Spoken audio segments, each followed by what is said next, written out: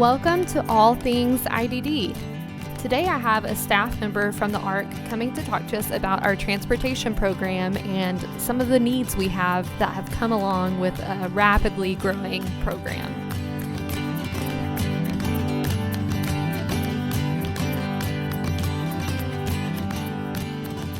Armando, thank you so much for joining us today on All Things IDD. Thank you for having me. If you don't mind just introducing yourself and your role at the ARC. My name is Armando Perez, and of course I work at the ARC, and I am the transportation coordinator / building maintenance coordinator, I guess, in a sense as well. And what, so you had worked at the ARC previously and left. Yes. You were at our day hab. Yes, I was the supervisor at the day hab. I helped open it. That was tons of fun. I enjoyed it. That was actually something that I really wanted to do.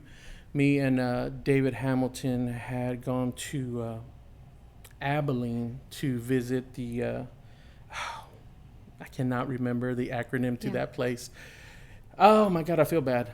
That's okay. I'm blanking on it too. I know, but we did. We went there, we visited, and it put a bug in both of us. We were both like, oh my God, this is how it should be.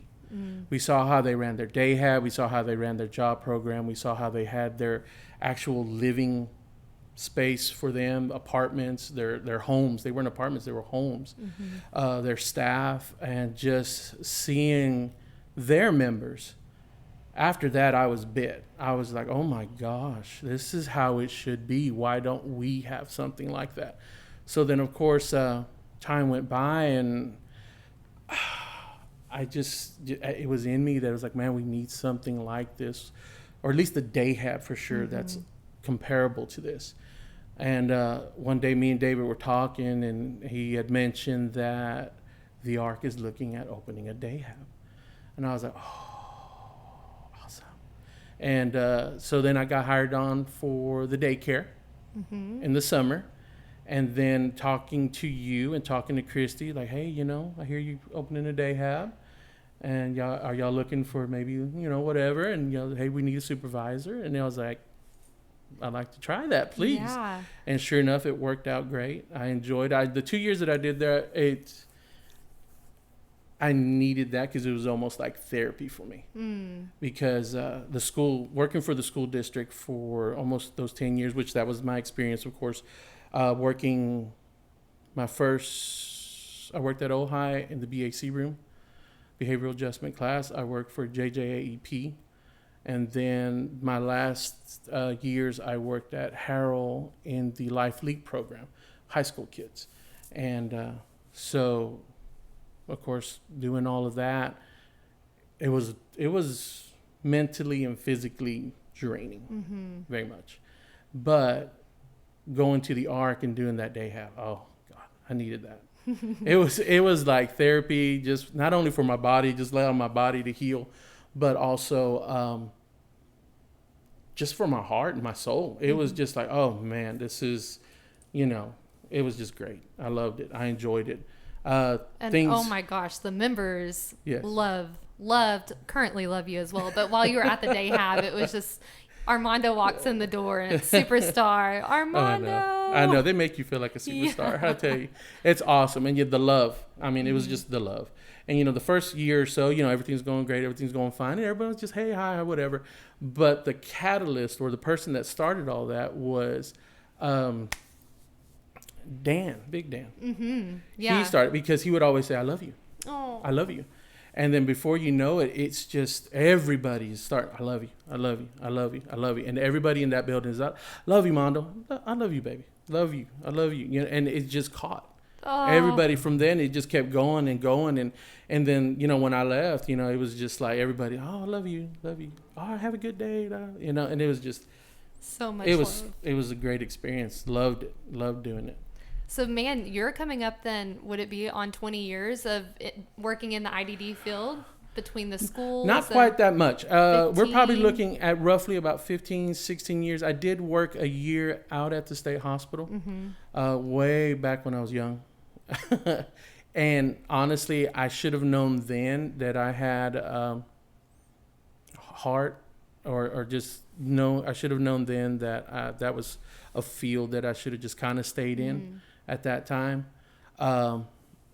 Because when I left, I was not happy. Walking out of that building and leaving, because I worked with adolescents. Oh, okay. And it ranged everything from some kiddos with Down syndrome, some kiddos with bipolar, just the range, just the gamut of everything. And when I left, just sad leaving them. And I should have known that right then. I should have known that I ended up taking a detour, like a 10-year detour, and then my wife talking me into working for the school district. And it's like, okay, all right, I'll do it. And then sure enough, finding my niche. Yeah. Finding my niche in it, enjoyed it. And then when this came up, I was like, oh, I got to do this. Left for a few years, left the day hub for a few years, mostly for, financial reasons. And, but the ARC was always in the back of my mind. The ARC was always in the back of my mind, back of my heart, and knew that it was like, man, if I can ever get back there again, that would be nice. That'd be cool, because it was just, I felt like that's what God made me for. So I was like, maybe one day. And then sure enough, having some health issues, having some stuff going on, and it just brought it more to light. And whether or not you believe or don't believe, to me it was a God thing, because had all these issues happening out of nowhere. Anthony calls, hey, hey, come, let me take you to lunch. Sure, no problem, let's go. I'm just starting to feel decent where I can go out of the house, and by the end of lunch, I might have a position for you. And I was like, are you serious? Are you being serious? And he's like, yeah, I think so. I want to try something. I want to do something. Hence the transportation. And sure enough, it was just like, yeah. And then, we crunched some numbers. I sat there seeing what I could do, what we could do. And it was like, yeah, we can do this. Let's try it. And sure enough, and just so happy to be back. And that was last year at some point, 2021? February is when I started, the beginning of February. Started that. Of course, transportation had already begun. He had already started doing that with some of the workers there already. They were picking up kiddos and taking them to Spectrum. Excuse me. And so he had already started doing that. It was maybe 2, 3 or 4 kids. Okay. And that was it at the time. And we were just providing little bits of transportation for members to get to the Hero House and all that stuff. I get my first week, we had that snowstorm, and I had to go pick up one of our members for the Hero House, and man, oh man, that was fun. I have pictures of it still, of the snow and how bad it was and everything. But, she hadn't been, and of course this was right after COVID. So a lot of these guys had been locked up. Yeah. They've been stuck in their homes. They couldn't go nowhere. And it was like, no, we need to get them here. So got in the van, took off, got them, brought them there. And, but yeah. And then it has just slowly grown and grown and grown. And the more, and we've got Spectrum now basically telling everybody, oh, by the way, this is what the ARC does. If for some reason you're having difficulties with transportation, because the schools can't do it for whatever reason. I believe it's because their buses aren't running at that time, pretty much. Oh, okay. I think that's why.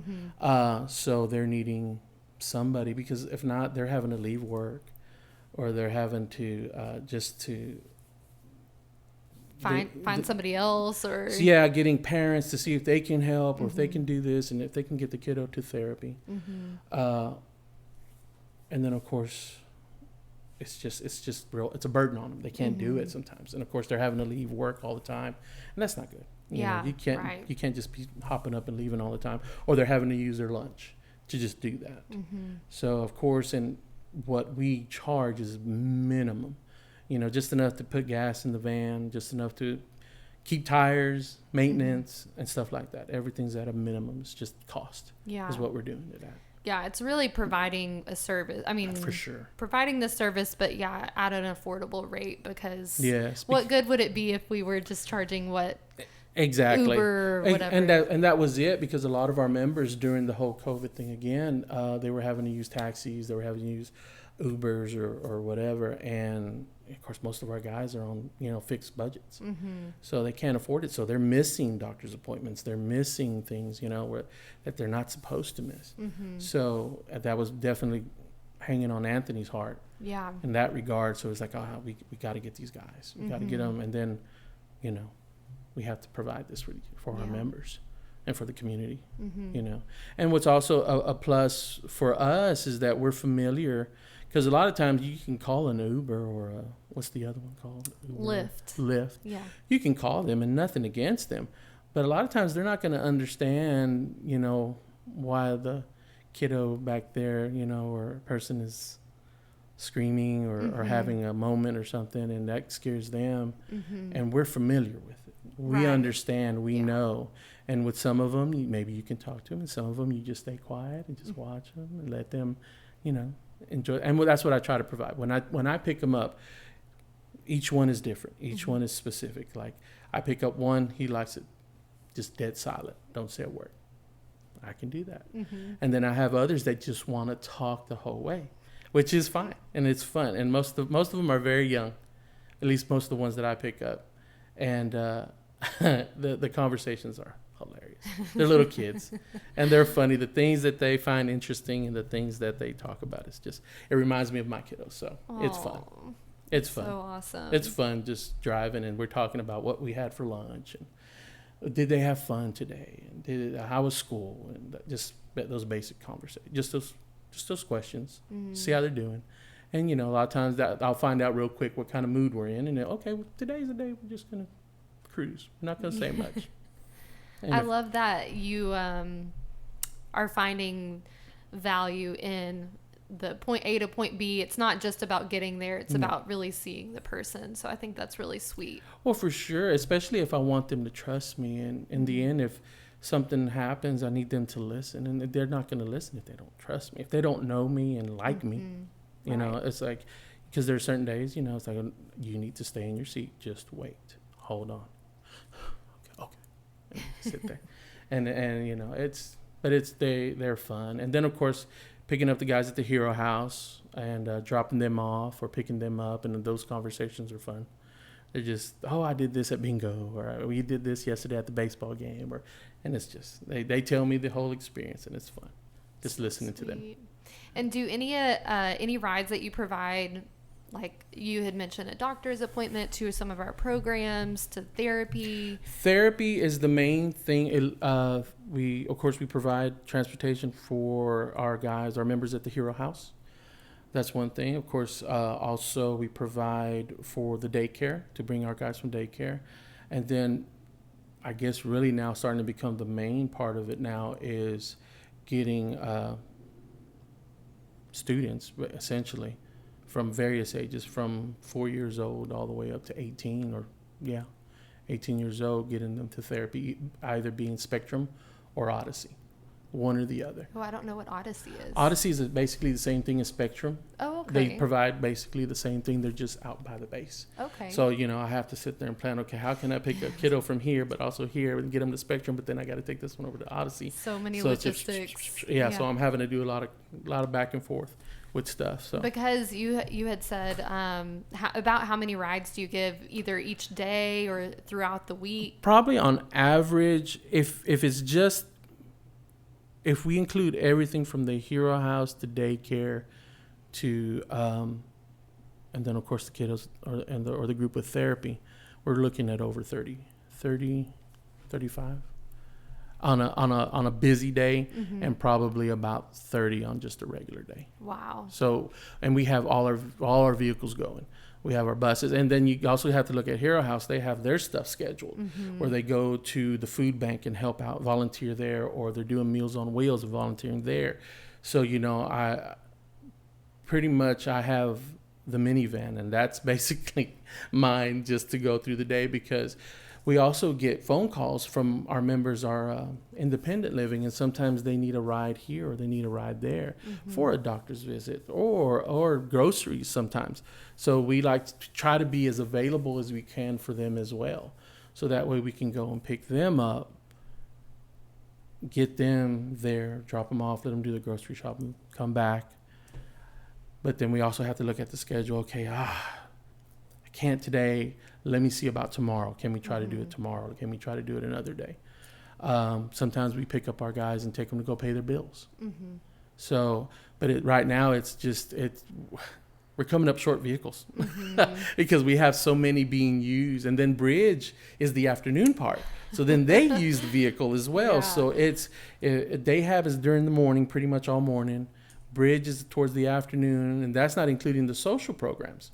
Yeah, that's not even touching that. That's not even touching social, because Miss Danita, who, by the way, I love this lady. She's a saint.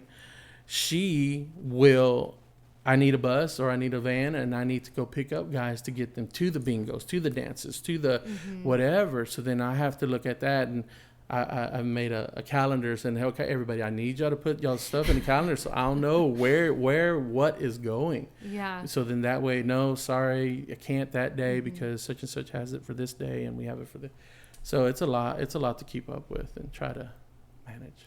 And so, yeah, you had mentioned another vehicle, just throwing another vehicle into the mix, how much that would change. That would be helpful. Like another either another minivan or another maybe not quite like our 15 passenger van, something a little bit more modern, something that where our adults could just walk in and stand, because those Savannah, like the Savannah, you know what Savannah is. You have to crouch and bend over, and then you have to go through all we have a lot of members with mobility issues, and it's so hard for them, and I feel so bad. And it's like, because I struggle trying to get to the back seat, because I got to try to clean this thing every once in a while.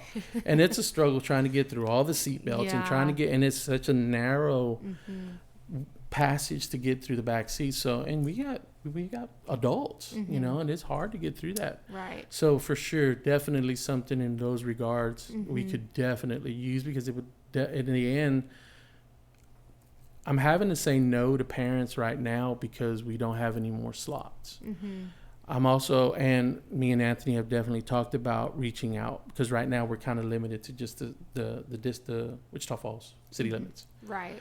But I'm getting phone calls from Burke. I'm getting phone calls from Owl Park. I'm getting phone calls because their kids need to come to the Spectrums. They need to come to the Odysseys. Right.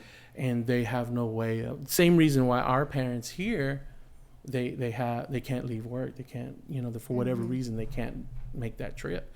And of course, from Burke and from Iowa Park, wow, that's a long way. Right. So, you know, but we are definitely wanting to expand. We want to be able to help all our members that we can.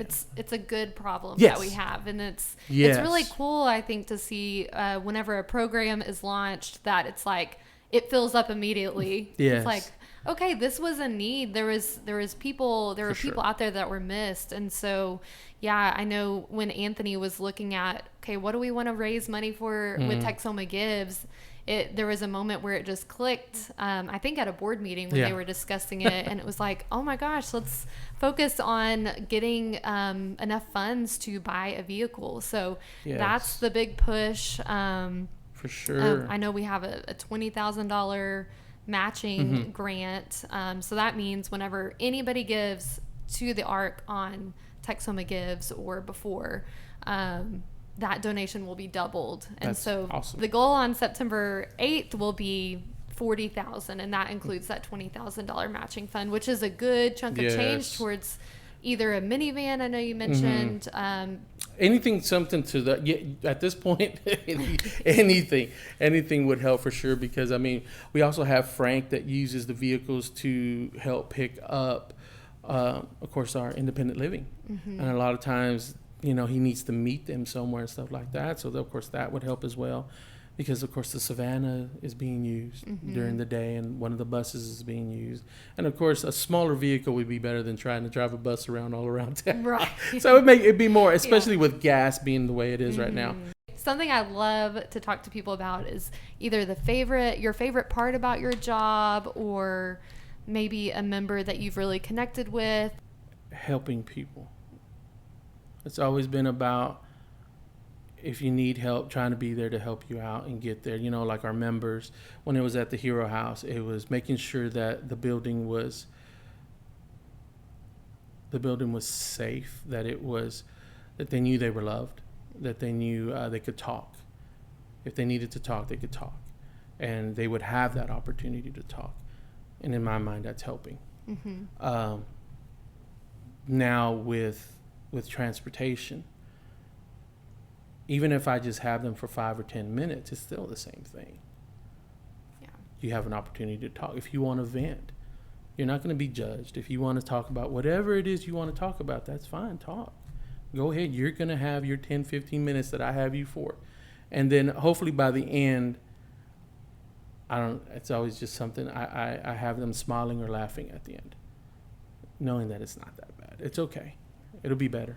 It'll get better. It's Mondo therapy. And that's basically got that working with the school district and having to do that in the BAC room, that was a lot of talking, a lot of conversations, a lot of just trying to get them to stay there for the day instead of them doing the norm, which was just running and going, leaving the building, taking off, going for weeks, nobody knowing where they're at.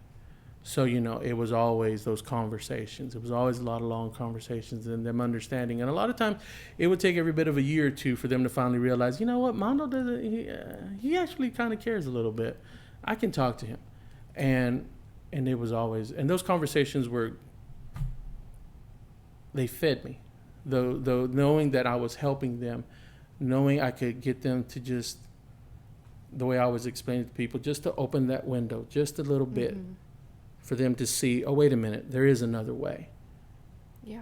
There's another way of doing this instead of fighting everybody and just having this big fights and troubles and arguing with police and principals and all that. It's just sitting there with them. Now, look, just open the window just a little bit. Look, there's another way. You don't have to do it this way all the time. And that's doing that there. Then eventually at JJ. Then eventually at Harold, it was a little bit different because most of my guys were nonverbal, low functioning, and that was another beast altogether. That was something altogether different. It was a different approach because now you had to watch mannerisms, you had to watch body language, you had to watch, you had to just keep your mouth shut and watch because that was the only way you were going to see what was going to happen or what could possibly happen. And it was I love the students and love the staff because it ended up being a very tight-knit group of people that you worked with. And I still talk to them to this day. We still talk. We still call each other. We still converse. And we still wonder about our kids, our students, our ex-students, and wonder how they're doing. And we get information every once in a while. And, oh, did you hear about this? Or did you hear about that? Oh. He's doing good or they're doing good now. And da-da-da. So, yes, it's still, we're still connected. So, yeah, it's helping. Everything that it's always been about just trying to help others, help people that sometimes can't help themselves. It's so good. And I think it's awesome because it's like, man, that's the goal and mission of the ARC, but I feel like the ARC, man, is stacked with incredible staff members that have heart and passion for people with disabilities, and everybody has kind of their own journey of getting there, whether it's family members or previous employment. But it's just really cool to hear your heart personally and how that intertwines with what the ARC does. So I know we are just super lucky to have you, on our staff and have you contribute in the ways that you contribute and how important it is what you do every day. So thank you so much. You're very welcome.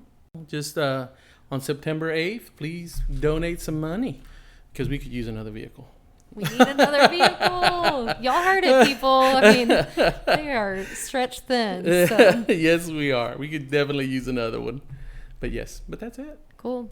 I will add to, give on September 8th. We have a goal of getting a donation for every member we serve. So we have 250 members signed up with the ARC between children, teens, and adults. So our goal is to have at least 250 donors, which is a high goal, but the minimum gift is, I believe, $10 donation. So Spread the word. Even if you can only give $10, that makes a difference, and you can be a part of getting the ARC a new vehicle to help even more people. So please, thank you. Yeah, we appreciate it. Thanks so much for joining Armando and I today.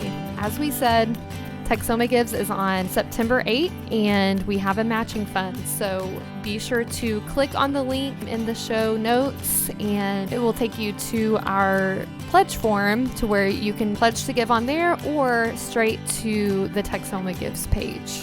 As Armando said, we serve just within our transportation program over 30 members each day, and it's just a huge need for our community. It's only possible to do what we do because of all of the supporters we have. So thank you so much for your generosity and considering to give to us.